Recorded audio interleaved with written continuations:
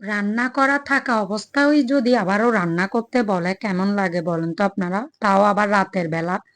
রাতের বেলা চিংড়ি কাটা এবং রান্না করা, তাহলে অনেক ঝামেলা না? তারপরও কি করব? চলুন শুরু করা যাক। আসসালামু আলাইকুম everyone, welcome back to my new video.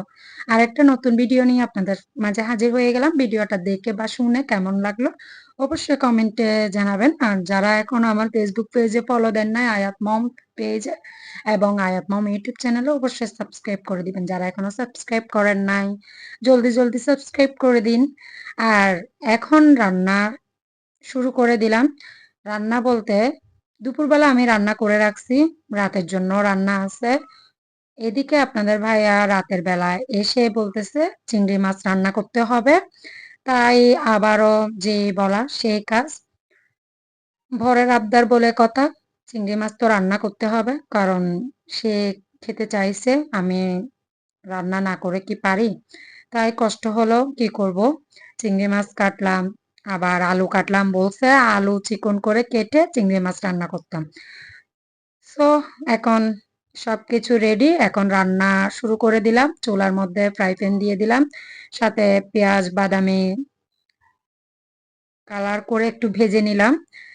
তারপর কি করলাম, মরিচের গুঁড়া, হলুদের গুঁড়া, লবণ পরিমাণ মতো। আমি যেভাবে রান্না করতে জানি সেভাবে আপনাদের সাথে শেয়ার করছি। অনেকে অনেক ধরনের করে রান্না করে, আর আমার বর এভাবে খেতে চাইছে, তাই আমি এভাবে রান্না করছি। আর আপনারাই বলেন, দুপুরবেলা রান্না করছি, এদিকে আবার যদি রাতের বেলা রান্না করতে হয় কেমন লাগে? আর রাতের বেলা আবার চিংড়ি মাছগুলো কাটতে হয়েছে আমার, কারণ আনছে, আমি রান্না করি নাই, আমি মুরগি রান্না করছি দুপুরবেলা। কারণ বাচ্চারা চয়েস করে মুরগি, তাই মুরগি রান্না করলাম এবং সবজিও আছে রান্না করা।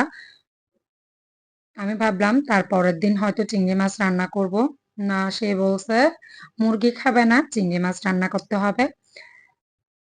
তাই আর কি করব, রাতের বেলায় কষ্ট করে সবকিছু কেটে কুটে পরিষ্কার করে এখন রান্না করতে হচ্ছে। এদিকে আমার শরীরটা খুবই খারাপ, আমি অসুস্থ, তাই আবার রান্না করতে হচ্ছে। খুবই কষ্ট হচ্ছে, তারপরও কি করব, রান্না করে বরকে খুশি করতে পারলেই হয়েছে।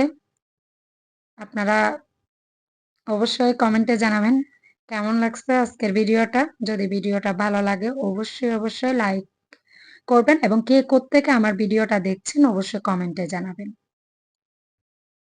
এখন আমি চিংড়ি মাছগুলা তো দিয়ে দিলাম, সাথে একটু করে ঝোলের পানিও দিয়ে দিব। কারণ ঝোলের পানি দিয়ে আমি আস্ত কয়েকটা কাঁচামরিচও দিয়ে দিলাম। আর একটা দুঃখের বিষয় কি জানেন, আমার বাসায় ধনেপাতা ছিল অলরেডি, কিন্তু এগুলা পলিথিনে রাখছি আমি, এগুলা পচে একদম, কি বলবো।